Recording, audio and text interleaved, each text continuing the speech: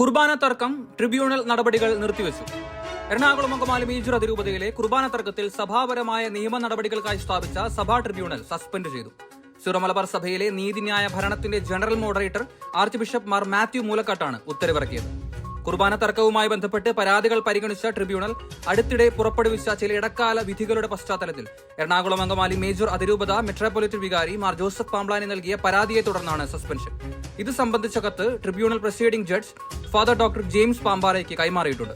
Ernakulam saint Mary's basilica administrator ആയിരുന്ന father Varghese മണവാളനെ പുറത്താക്കാൻ ട്രിബ്യൂണൽ ഉത്തരവിട്ടിരുന്നു. നിർദ്ദേശം നടപ്പിലാക്കുവാൻ മാർ ജോസഫ് പാംബ്ലാനിയോടും മേജർ ആർച്ച് ബിഷപ്പിനോടും ട്രിബ്യൂണൽ നിർദ്ദേശിച്ചു. ഇത് നടപ്പിൽ വരുത്താത്തതിനെ ഇടക്കാല വിധികളിലൂടെ ട്രിബ്യൂണൽ വിമർശിച്ചിരുന്നു. ഇതേ തുടർന്നാണ് മാർ മാത്യു മൂലക്കാട്ടിന് മുന്നിലേക്ക് ട്രിബ്യൂണലിനെതിരെ പരാതി എത്തുന്നത്. പരാതിയിൽ പ്രഥമ ദൃഷ്ട്യാ കഴമ്പുണ്ടെന്നും സ്പെഷ്യൽ ട്രിബ്യൂണലിന്റെ ഉത്തരവുകളിൽ പരിഗണിക്കപ്പെട്ട കേസുകളിലെ എല്ലാ തുടർ നടപടികളും ഉടനടി നിർത്തിവെക്കുവാനും മാർ മാത്യു മൂലക്കാട്ട് നിർദ്ദേശിക്കുകയായിരുന്നു. 2024 ഡിസംബർ 18 ഉത്തരവ് പ്രകാരം പ്രസ്തുത ട്രിബ്യൂണൽ രൂപവത്കരിച്ച മേജർ ആർച്ച് ബിഷപ്പിനും എറണാകുളം അങ്കമാലി മേജർ അതിരൂപതയുടെ മെട്രോപൊളിറ്റായ്ക്കും റിപ്പോർട്ട് സമർപ്പിക്കും വരെ ഈ സസ്പെൻഷൻ പ്രാബല്യത്തിൽ തുടരുമെന്നും ഉത്തരവിലുണ്ട്. അതിനിടെ ട്രിബ്യൂണൽ സസ്പെൻഡ് ചെയ്തതിനെ തുടർന്ന് പ്രസീഡിംഗ് ജഡ്ജ് മാർ മാത്യു മൂലക്കാട്ടിന് കത്തയച്ചിട്ടുണ്ട്.